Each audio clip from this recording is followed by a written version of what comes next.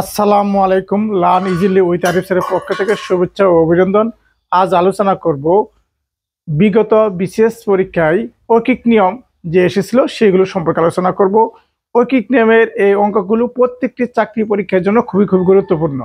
যারা আমার চ্যানেলে নতুন অবশ্যই চ্যানেলটি সাবস্ক্রাইব করে পাশে থাকবেন। যারা সাবস্ক্রাইব করেছেন তাদের অনেক অনেক ধন্যবাদ। চলেন আমরা অঙ্কটি দেখি।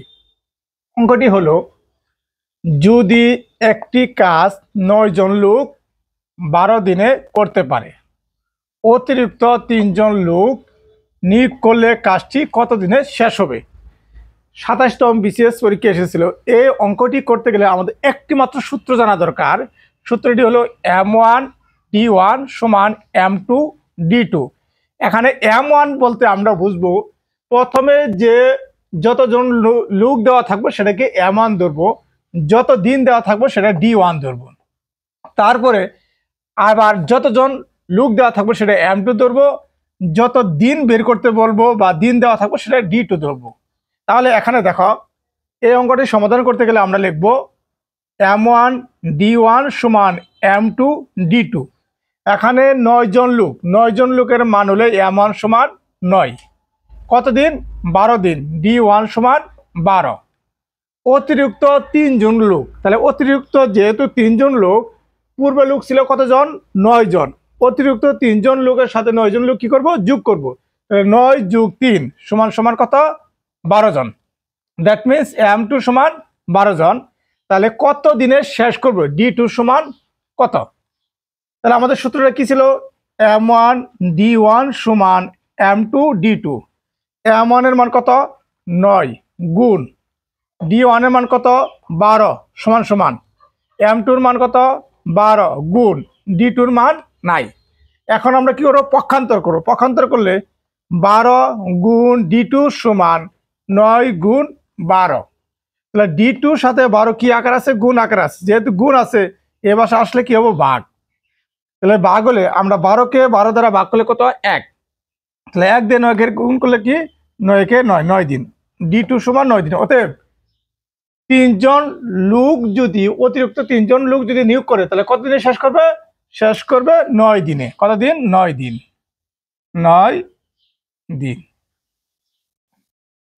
নেক্সট অঙ্কটি, 10 জন লোক একটি কাজ 20 দিনে শেষ করতে পারে। কতজন? 10 জন লোক একটি কাজ 20 দিনে শেষ করতে পারে। 8 জন লোক কাজটি শেষ করতে কত দিন লাগবে? সেম টেকনিক আমরা করব। এই প্রথম যে 10 জন লোক দেওয়া আছে, এটা কার মান? M1 এর মান। M1 এর মান 10। কতদিন? 20 দিন। যেহেতু 20 দিন দেওয়া আছে সেটা কি ধরবো? D1 সমান 20। এবং কতজন লোক কাজটি শেষ করতে পারে? 8 জন লোক। দ্যাট মিনস M2 সমান 8। তাহলে কত দিন লাগবে? দ্যাট মিনস D2 সমান প্রশ্নবোধক চিহ্ন। তাহলে এখানে M1 এর মান দেওয়া আছে, D1 এর মান দেওয়া আছে, M2 এর মান দেওয়া আছে। কার মান দেওয়া নাই? D2 এর মান দেওয়া নাই। দেখো, তাহলে আমরা লিখি M1 সমান 10, D1 সমান 20, M2 সমান 8, D2 সমান 8।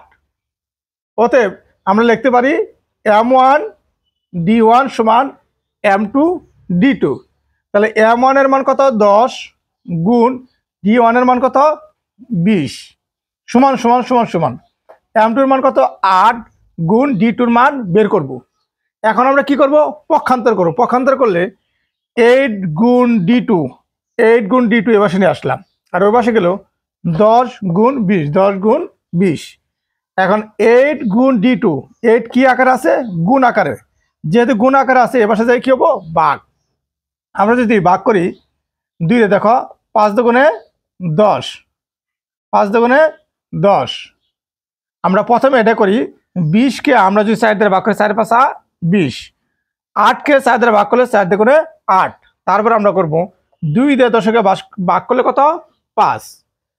অতএব 5 দিয়ে 5 এর গুণ করলে কত? 25। 5 5 25। D2 সমান কতদিন? 25 দিন। তাহলে কত দিনে শেষ করবে?